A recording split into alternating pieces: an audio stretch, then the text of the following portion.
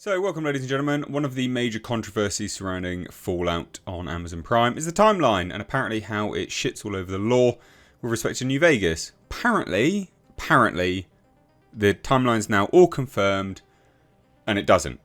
All the games are canon. So, you tell me down below in a minute, once you've heard the news, what you think of this. We'll dive into this. This is with an interview with the showrunners. And it's the full timeline, so, you know, I mean, look, I like the show, so I'm not going to sit here and be like, oh, you know, I'm not going to instantly dismiss it, because I enjoyed the show, so if they think that they've found a way that it all fits, I'm happy to at least entertain it, you know, being someone that played Fallout 3 and Fallout 4, never New Vegas, I know, slap me, I loved this show, I thought it was good fun, so let's take a look, right?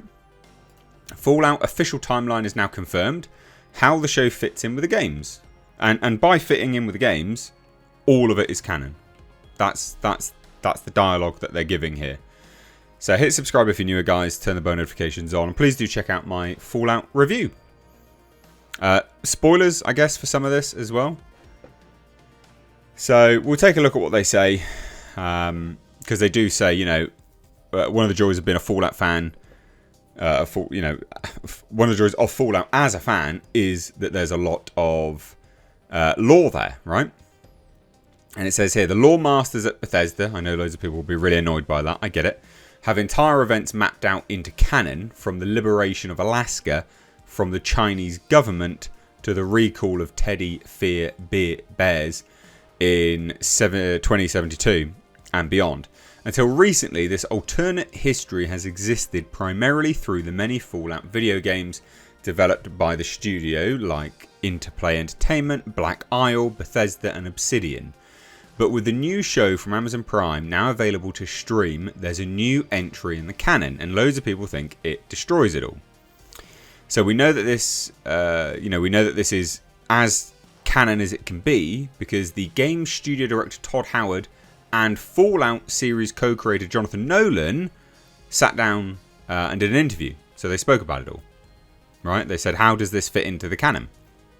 So how does it fit into the canon? Let's take a look. Spoilers. Officially, the Fallout show is set in the year 2296, which takes place later than any other Fallout game currently released, which is actually quite good, I think. To be perfectly honest, that's good. That's smart. It's away from anything. 2296.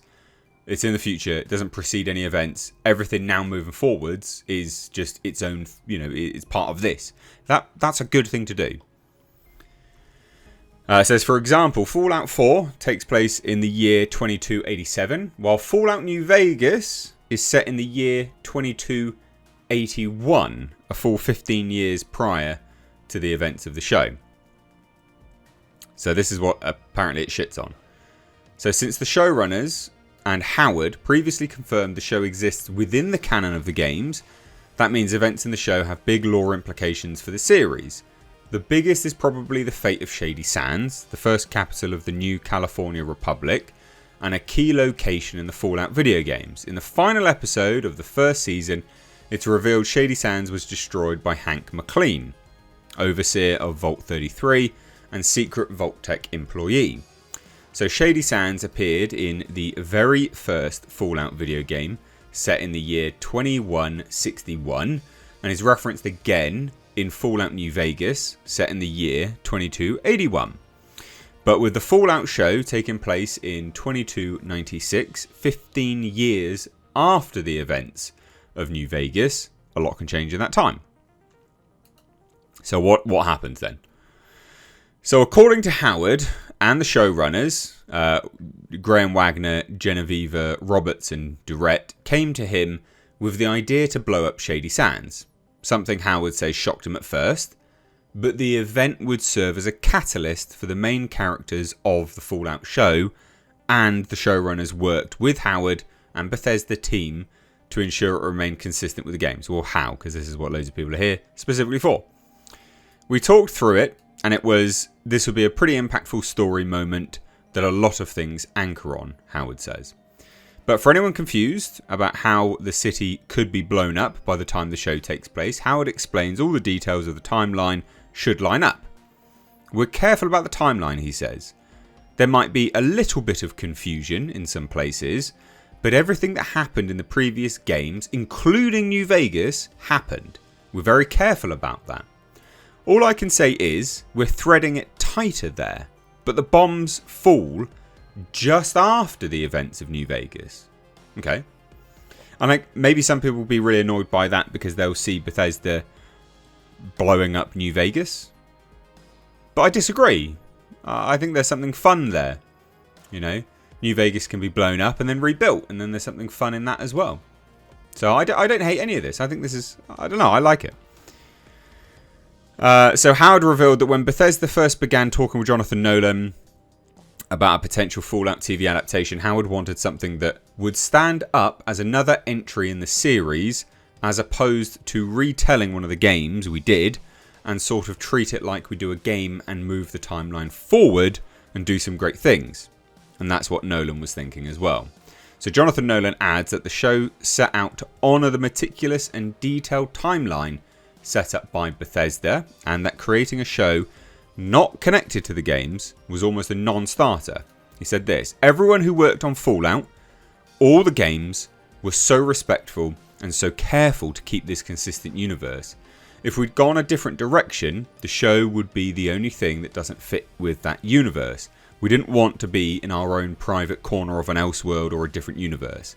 I think that will be less meaningful to me watching the series, to know it was completely divorced from the reality of the games. So what's the timeline? Okay. Bombs drop year 2077. Right? So while the entire history of Fallout takes place in an alternate history where the Cold War takes dramatically different turns than it does in our own reality, the key moment that sets off the franchise is the start of the Great War on October 23rd, 2077, culmination of the Sino-American War.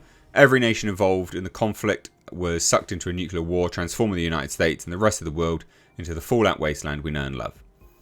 This event can be seen in both the Fallout show, where Walton Goggins, Howard Cooper and his daughter are seen attempting to flee the nuclear blast in LA, as well as the opening moments of Fallout 4, where the sole survivor and their family make their way into Vault 111 just before the bombs land in New England.